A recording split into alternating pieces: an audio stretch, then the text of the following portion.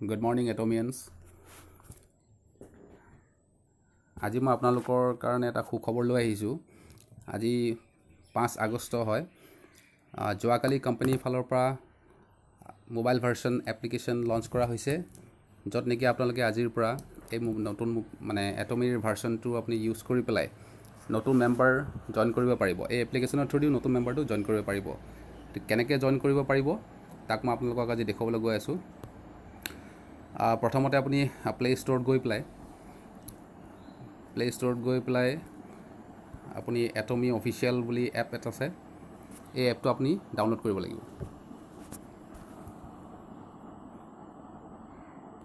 এটমি এপ্লিকেশ্যনটো download কৰিব লাগিব play ষ্ট'ৰৰ পৰা। প্লে ষ্ট'ৰত এনেকৈ গ'ল, ইয়াতে আপুনি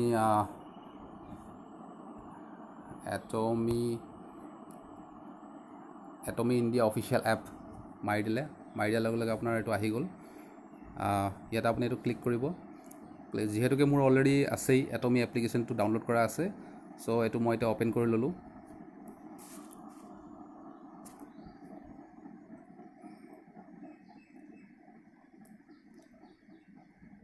অ'পেন কৰাৰ লগে লগে এনেকুৱা এটা পেজ এটা ওলাব, য'ত দেখিব আপুনি ৰাইট চাইডে জইন আছ, তাৰ লগতে লাগি আছে লগ ইন।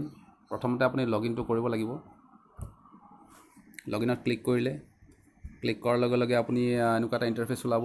ইয়াত আপুনি নিজৰ ID নম্বৰটো মাৰি দিব। মই মোৰ ID নম্বৰটো মাৰি দিছোঁ। লগতে নিজৰ পাছৱৰ্ডটো আপুনি মাৰিব লাগিব। পাছৱৰ্ডটো যি ধৰণে আছে সেই ধৰণে আপুনি ক্লিক কৰিব। মই মোৰ পাছৱৰ্ডটো লিখি দিছোঁ।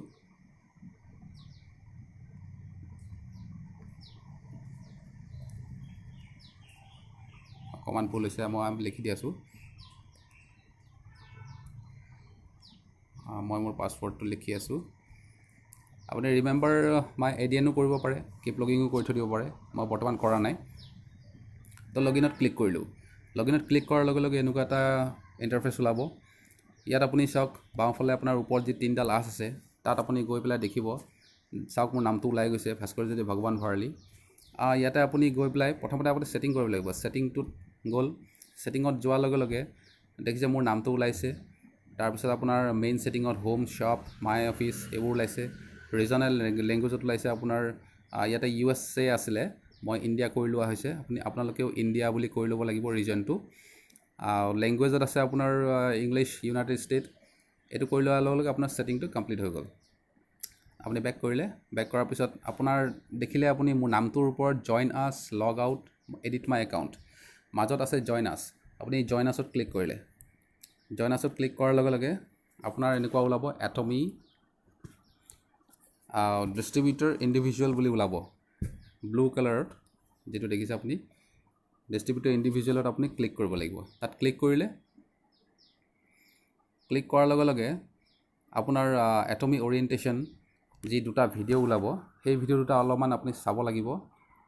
মই অকণমান চাই দিছোঁ। আপুনি চাব পাৰে, নাচাব পাৰে, কিন্তু চাই লোৱাটো ভাল। অলপ বেছি সময় নহয়।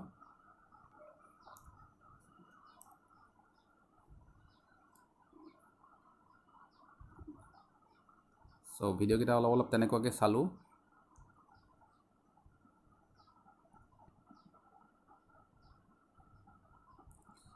চ' এনেকুৱাকৈ চাই ল'ব।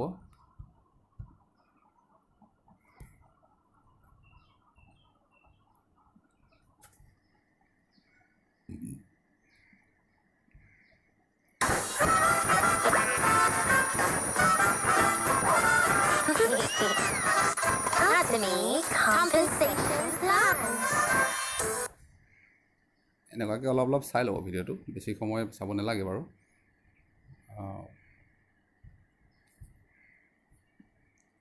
তাৰপিছত আপুনি অল এগ্ৰী বুলি আছে তলত বুটাম এটা চাব, অল এগ্ৰীটোত আপুনি ক্লিক কৰিলে। ক্লিক কৰাৰ লগে লগে আপোনাৰ কিছুমান ডাইৰেক্ট চেলিং এগ্ৰিমেণ্ট আছে, সেই এগ্ৰিমেণ্টখিনি পঢ়িব লাগে একচুৱেলি। আপুনি এনেকৈ স্ক্ৰল কৰি গৈ থাকিব, গোটেইখিনি স্ক্ৰল কৰি গ'ল। ঠিক তেনেকৈ এইখিনি code of ethics and principle, এইটো আপুনি এনেকৈ স্ক্ৰল কৰি গৈ থাকিব। যিহেতুকে মই অল এগ্ৰী মাৰিছোঁ, সেই গতিকে আই এগ্ৰী বুলি বুটামত অলৰেডি ক্লিক ওলাইছে, ৰাইট চিন ওলাইছে। চ' এনেকুৱা কৰি আপুনি আগলৈ ডেছক্ৰিপশ্যনবিলাক চাই থাকিব এনেকুৱাকৈ বস্তুখিনি গোটেইখিনি এগ্ৰী কৰিলে তাৰপিছত আপোনাৰ কনফাৰ্ম বুটামত ক্লিক কৰিলে কনফাৰ্ম বুটাম ক্লিক কৰাৰ পিছত আপোনাৰ দিছ ষ্টেপ ৰিকুৱায়াৰ ইয়'ৰ পাৰ্চনেল ইনফৰমেশ্যন তাৰমানে আপোনাৰ যিজন ব্যক্তিক আপুনি জইন কৰাব বিচাৰিছে সেই ব্যক্তিজনৰ ইনফৰমেশ্যনখিনি আপুনি ইয়াতে দিব লাগিব এই ফৰ্মখন ফিল আপ কৰিব লাগিব প্ৰথমতে আছে নেশ্যনেলিটি ইণ্ডিয়ান আপুনি ইণ্ডিয়ান অলৰেডি আছেই জেণ্ডাৰ মাৰিব ফিমেল হ'লে ফিমেল মাৰিব মেল হ'লে মেল দিব ইয়াতে মেল দিয়া আছে ডেট অফ বাৰ্থ আপুনি ক্লিক কৰিব প্ৰথমতেই আপুনি চাব যে ইয়েৰটো আমি বহাব লাগে প্ৰথমতে ইয়েৰ তাৰপিছত মান্থ তাৰপিছত ডেট ইয়াতে আমাৰ ওলোটা ছিষ্টেম চ' আপুনি ইয়েৰটো আপুনি ক্লিক কৰিলে ইয়েৰটো আপুনি যিটো মাহত মানে যিটো বছৰত তেওঁ জন্মগ্ৰহণ কৰিছিলে সেইটো আপুনি ক্লিক কৰি দিব ধৰি লওক 85 আপুনি 85 ক্লিক কৰিলে ধৰি লওক আপোনাৰ ইয়াতে আপোনাৰ জুনত তেওঁ জন্মগ্ৰহণ কৰিছিলে জুনত মাৰিলে জুনত মাৰাৰ লগে লগে ডেটটো আপুনি ধৰি লওক 1 তাৰিখ মানি ল'লোঁ 1 ডেট মাৰি ল'লে তেনেকুৱাকৈ ওলাল চাওক 1985 0601 ইয়াতে আপুনি খেয়াল কৰিব বছৰটো আগতে আহে তাৰপিছত আপুনি পাছৱৰ্ড মাৰিলে পাছৱৰ্ড আপুনি এটা দিব পাৰে সংখ্যা কি কয় আখৰ নিউমেৰিকেল আখৰ দিব লাগিব লেটাৰ দিব লাগিব তিনিটা আখৰ যেনেকৈ আপুনি ধৰক ইণ্ডিয়া লিখিলে ইণ্ডিয়া তাৰপিছত এটা ডট এটা দিলে বা কিবা এটা সংখ্যা দিলে তাৰপিছত আপুনি 2020 যি আপুনি যেনেকুৱা ইচ্ছা মুঠতে আখৰ থাকিব লাগিব নিউমেৰিক সংখ্যা থাকিব লাগিব আৰু স্পেচিয়েল এটা কেৰেক্টাৰ থাকিব লাগিব তাৰপিছত কনফাৰ্ম পাছৱৰ্ডতো সেই একেখিনিয়ে আপুনি ক্লিক কৰিলে টাইপ কৰিলে তাৰপিছত আহিলে আপোনাৰ গেছ পাছৱৰ্ড আপুনি যিকোনো দিব পাৰে 1 2 3 4 5 6 বা 2 3 4 5 6 7 তেনেকুৱাকৈ আপুনি যিকোনো দিব পাৰে তাৰপিছত ফোন নম্বৰটো ইমান নেচেচাৰী নহয় আপোনাৰ মোবাইল নম্বৰটো দিব মোবাইল নম্বৰটো +91 দিয়াই আছে ইণ্ডিয়ান হয় যিহেতুকে আপুনি মোবাইল নম্বৰটো বহুৱাই দিব তাৰপিছত এড্ৰেছটো দেখিব এড্ৰেছটোত আপুনি অসমৰ যদি হয় অসমৰ দিব